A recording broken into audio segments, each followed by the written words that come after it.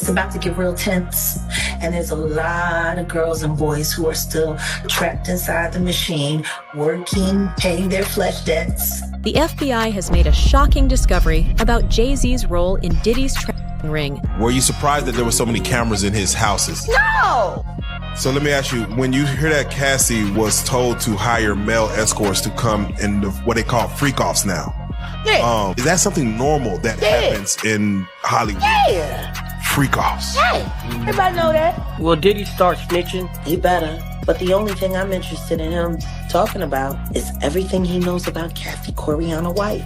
See, I know you know what happened to Corey. Diddy, I know that. She only had 1 or 2 drinks, but about 40 minutes later, Jane Doe started to feel nauseated and dizzy. She even began to lose control of her motor functions. On August 25, 2001, the world lost R&B's rising princess in what seemed like a tragic accident. But when you start to peel back the layers, Aaliyah's death doesn't look like an accident. It looks like a setup. The small Cessna 402B that went down in the Bahamas was over 900 pounds overweight. It had one more passenger than it was certified for. The pilot, not even legally allowed to fly, with cocaine and alcohol in his system. But here's where things get darker. Reports say Aaliyah didn't want to get on the plane, that she was drugged before boarding, that she was carried on, unconscious. Pilot, who we'll talk about in a minute, recommended that only 7 people fly with Aaliyah, or a total of 7 people in the party. She happened to have 8 in her party, and there was also some heavy equipment and luggage on board. Aaliyah was a nervous flyer, and she was immediately sort of put off by this. Another thing, the flight was scheduled to take off early in the night. It was about 3.5 hours late to arrive at the Abaco Islands. Which, if you're a nervous flyer, already adds to your anxiety. You see this tiny plane, they're late, it's nightfall all of a sudden. Shortly after takeoff, literally 200 feet from the runway, the plane nosedives and crashes, killing nearly instantly 7 of the passengers and the pilot. The only survivor in the immediate aftermath of the crash was a man named Scott Gallen. Scott Gallen was Aaliyah's security guard. Why was she rushed out so fast? Who benefited from her death? These aren't just tragic coincidences anymore. These are signs. Red flags that point to something bigger. Something intentional. And when you follow the trail of power, fame, and jealousy, it leads right back to 2 names, Jay-Z and Beyonce. I have to honestly say that everything is worth it. The hard work, the times when you're tired, the times when you're a bit sad, the good moments when you're on stage performing in front of thousands of people. In the end, it's all worth it because it really makes me happy. And I wouldn't trade it for anything else in the world. I honestly wouldn't.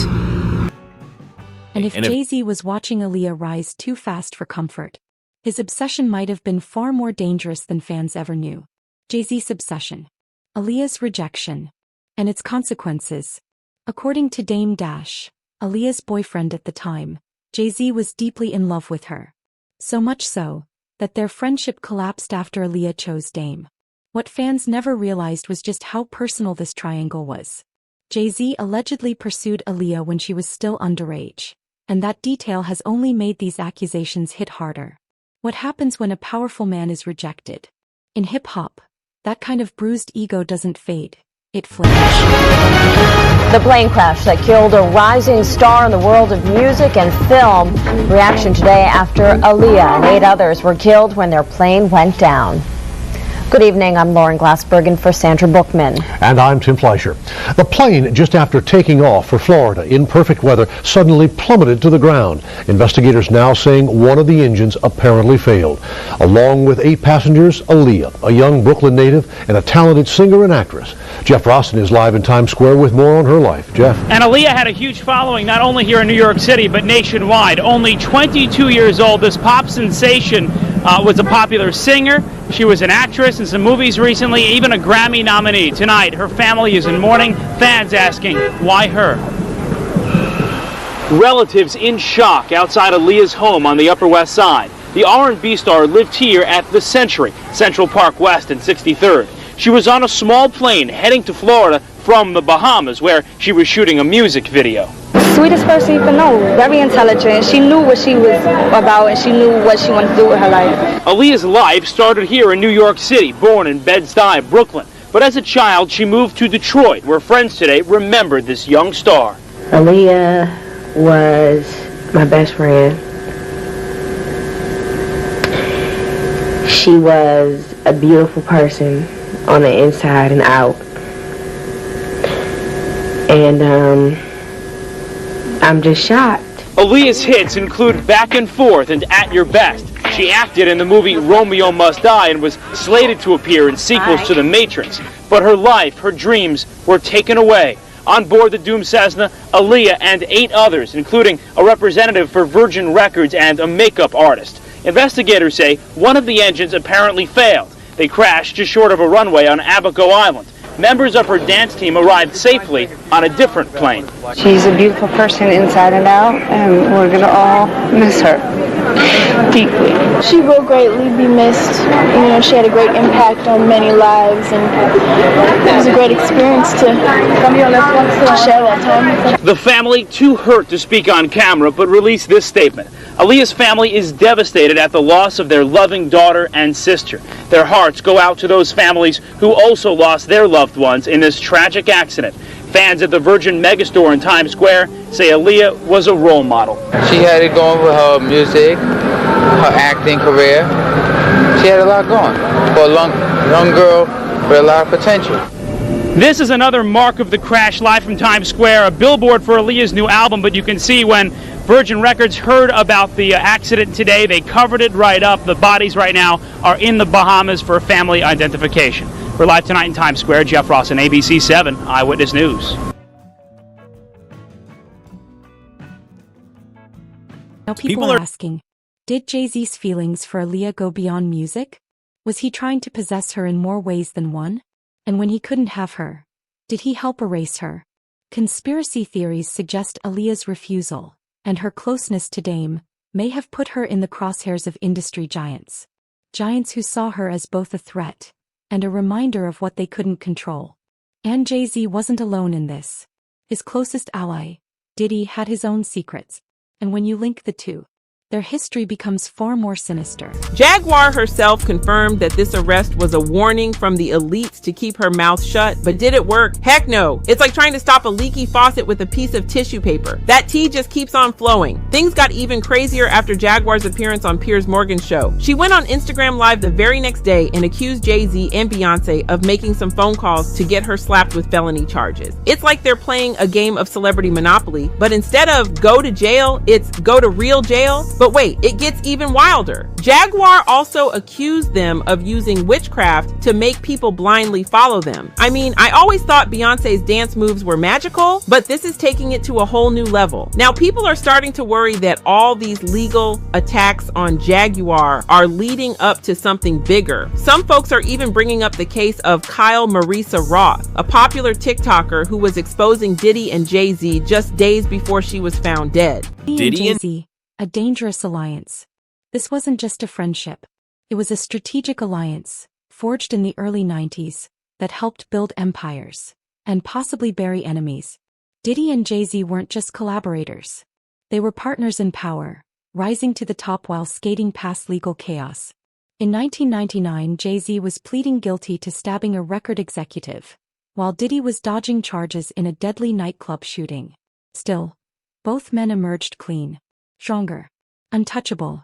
P. Diddy sacrificed this rapper to save his career. On December 28th, 1999, Sean Puffy Combs and his then-girlfriend were celebrating an album release for Shine. Shine was Puff Daddy's 21-year-old protege. They were leaving Club New York when Combs accidentally bumped into Scar, knocking a drink out of his hands. Things escalated and 3 people were shot but survived. Combs and Lopez were arrested for fleeing the scene with a gun in the trunk. J-Lo was quickly absolved. But witnesses said they saw Combs fire the gun, and the driver testified that P. Diddy bribed him to say the gun was his. Shine ended up being the fall guy and served almost 9 years for the incident. Shine alleges P. Diddy bought a witness to take the blame off himself. Combs changed his nickname to P. Diddy to put all this behind it, and 3 years later, Scar was gunned down in a Brooklyn nightclub. There are so many suspicious deaths around him, like when Some now believe it wasn't luck, It was protection, shared knowledge, shared secrets, maybe even shared crimes. Their bond extended beyond music. And with Diddy's recent downfall dragging Jay-Z into the courtroom by association, more people are starting to wonder, what else have they covered up together? The timing, the loyalty, the silence. It all adds up to a partnership that wasn't just about business. It was about control. And when singer Jaguar Wright came forward, she exposed what fans had only speculated about for years. His career, you can look at that and say the association to Beyonce is when he started to receive the 16, 17 Grammys since he's been with Beyonce. Right? And you go, prior to that, one. Right. You see what I'm saying? So that came in association, like you see their kids even have Grammys. Like they don't sing yet. They don't sing. Right. They don't rap yet.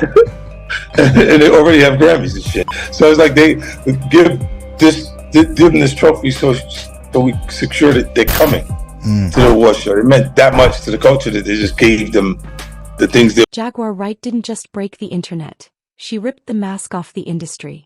In multiple interviews, she accused both Diddy and Jay-Z of being monsters, directly linking them to Aaliyah's death and decades of hidden abuse.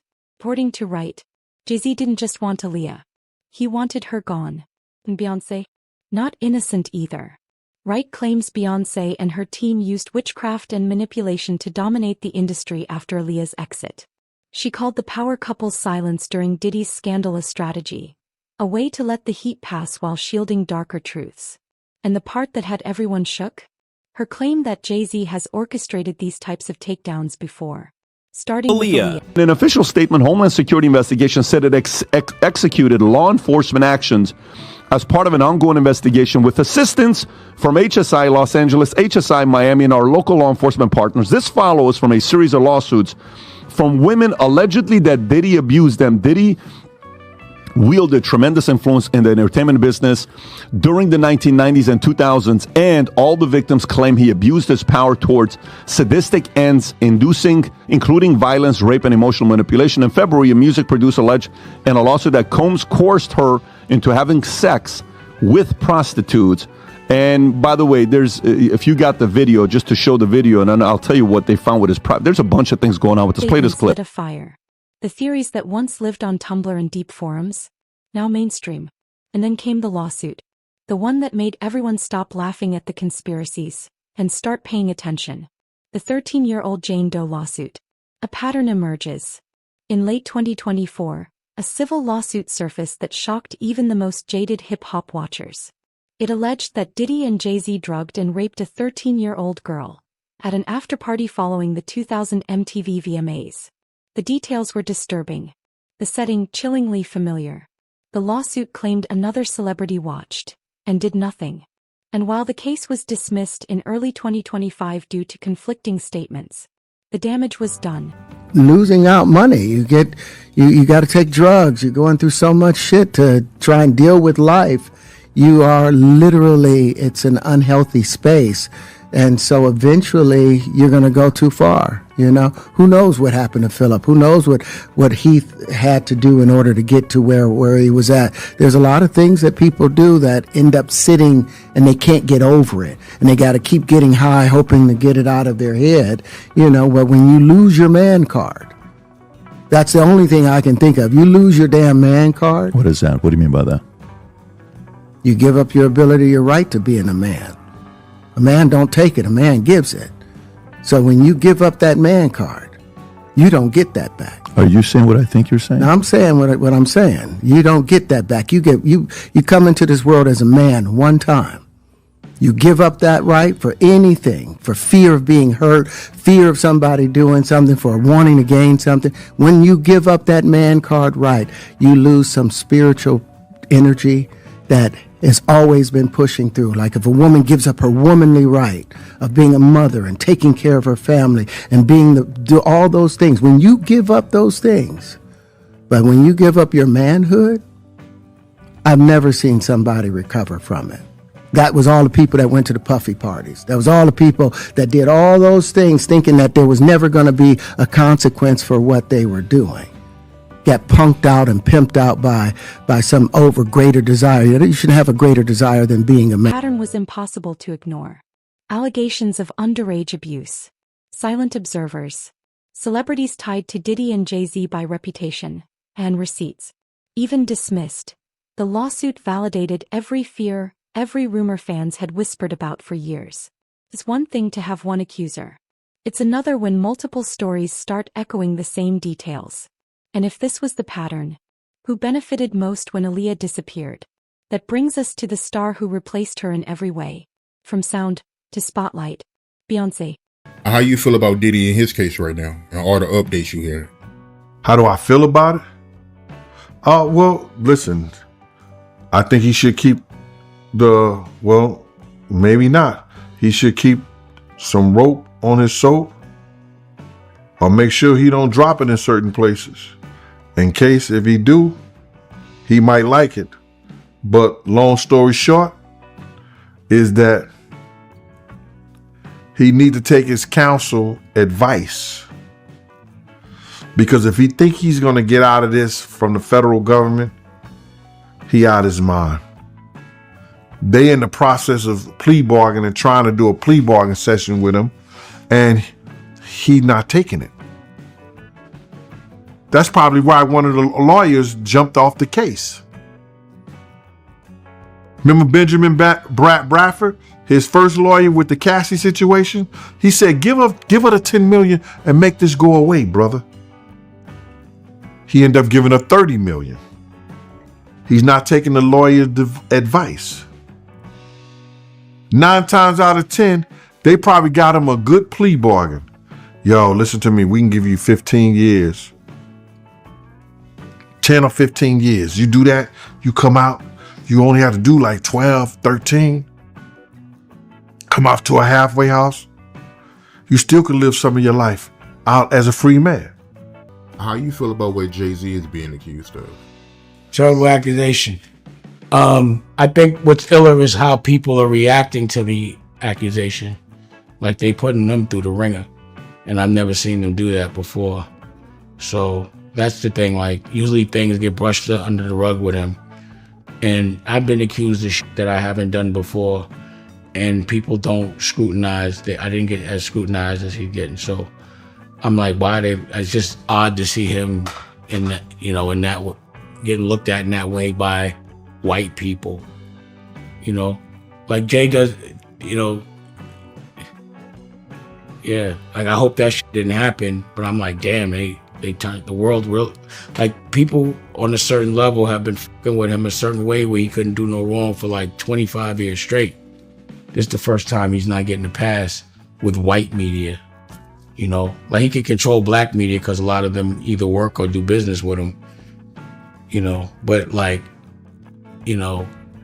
Drink Champs can't get him out of this one, and neither can Charlemagne, because, those are the guys that hold him down no matter what he does anyway. So he got to get to People Magazine and Entertainment Tonight right now, because they on his head. But the question is why? Like, why now? Because for me, I'd be like, yo, that's so ridiculous, yo, take that to... Notice